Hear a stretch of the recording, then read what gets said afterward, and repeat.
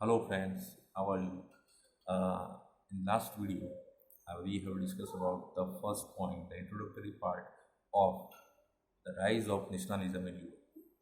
Now, today we are going to discuss about the beginning of the chapter, that how the nationalism, the feeling of revolution, the feeling of nationalism came into the different states, the independent states of the European country. The first point that is beginning with the French Revolution that we have already learned in standard 9, that how French had struggled over the Louis XVI king there was, and how he had economically ruined the overall monarch system, which was really crushed at that time, and lakhs of people were suffered from grief and debts, and the currency of France is also that. So, before going to start these chapters, let's flash back the ninth standard chapter, French Revolution. So, how was the concept of French Revolution uh, arrived in France? So, which were the criteria at that time? Which were the measures how it came in France? The first one is the concept of fatherland. Fatherland, and the French word given in the citizen, city, equal rights, then uniform laws, a new flag, national assembly. Again, I repeat again and again that the concept of fatherland, given importance to the citizens, then making and framing of equal rights, then framing of uniform laws. Now, everyone is equal in the eye of law. Why? Because now, before the Estate General, now the Estate General Assembly, General Assembly is converted into the National Assembly. It means it removed all the first estate, third and second estate, and the third estate general from the National Assembly. Again, the another thing is that the another funda is that common language, and the French become common language instead of any local dialect. The local dialect was not given importance. The economic currency is also going to because then the universalization in administrative system is going on. Then uh, the position of the France become very powerful. So how it is? These all are come through the number of people's efforts and the numbers of people which are mingled directly or indirectly to achieve their rights. And they, for example, peasants, farmers, women who were earlier considered as passive citizens, they all have struggled equally uh, to achieve their own rights, to dignify their identity, to draw out France from monarchy to the constitutional monarchy, and in the democratic nation, one of the democratic nation. But as these types of situation come into France, everything is going to be very easy. Now, everybody is now living their life very smoothly, easily. But at the time, and then the entry of the Napoleon had disturbed Napoleon. As Napoleon entered in 1799, then no doubt about it that Napoleon had uh, done many positive things in France, and he also spread in many European countries. But his aim was not positive. He was very ambitious person in his life, and due to it, he has to suffer it in the Battle of Waterloo. So there were many reforms which were carried out by Napoleon at that time, and he established Napoleon Code in 1804, which is known as the reforms which were carried out by the Napoleon. And this question is many times this question is coming in your examination. So this one is very important. What is Napoleonic Code? With the reforms, in form of reforms. So Napoleonic codes, number one, it states that all people are equal in the eye of law. Now there is no peasant, there is no noble person, not pope category, not the businessman, peasant, farm. All people are equal in the eye of law. If the constitution said that any person who break the law, then the punishment is equal for all the people. The right to property is given. Right to property to all according to the.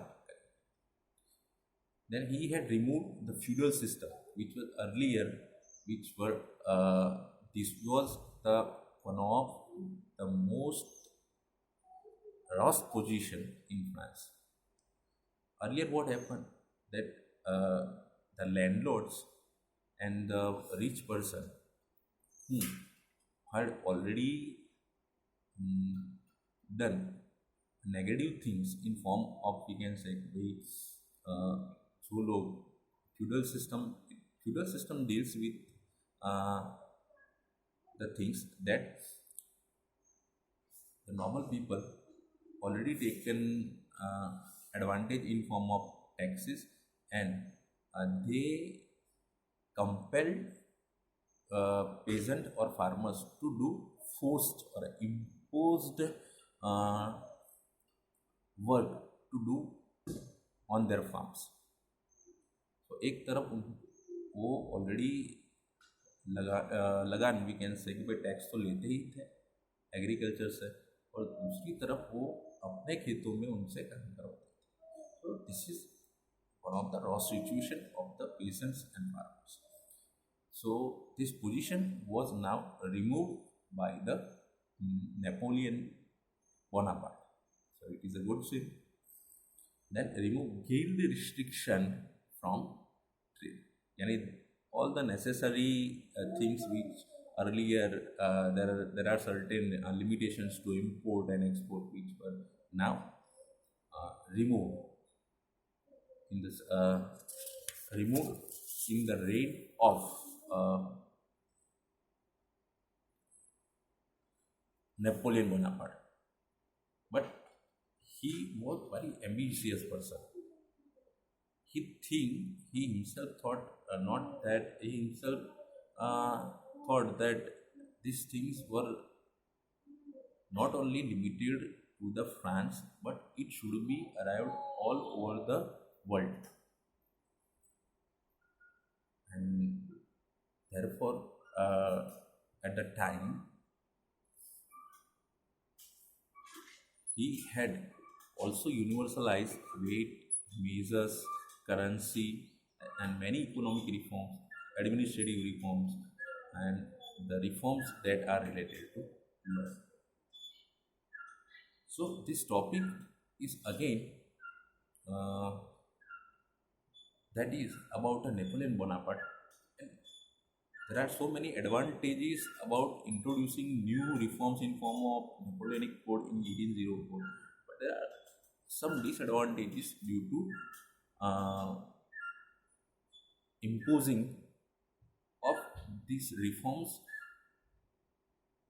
mandatory to the people who does not like it.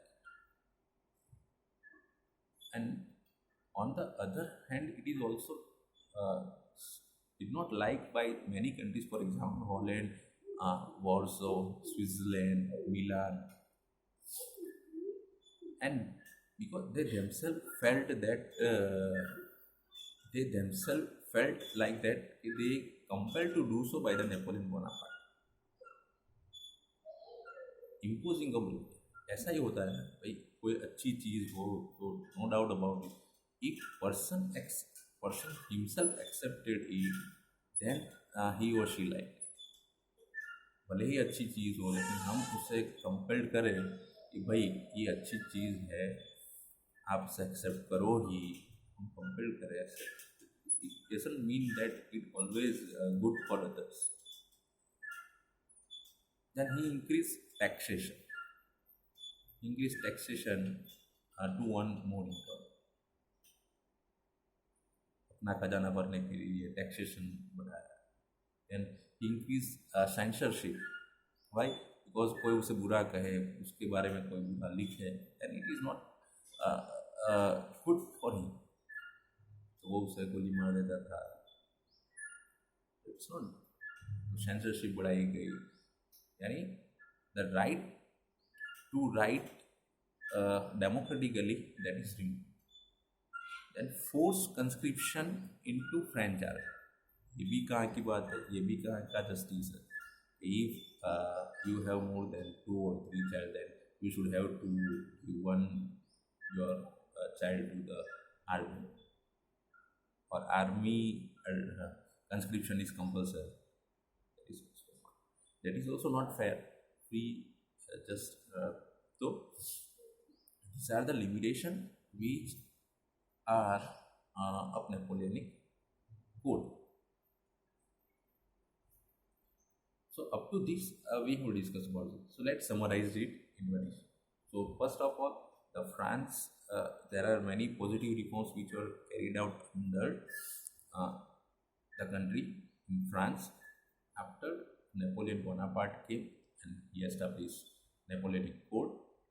There are some good provisions in it, but due to compulsion, due to imposing of it in another country, it is not possible to get favor response. So I hope the second point is also understand properly from your side. I hope so that I have given my best to explain this point very briefly. If you are not able to understand anything or any words or any vocabulary which are related to history, then please make your suggestions through WhatsApp, and like this video, share this video to your friends maximum. The another thing is again I would like to mention you that first of all you should go through reading of this point, and then you touch this video, then you use this video. It is a more useful point. So please share and comment about this video. Thank you. Jai Hind.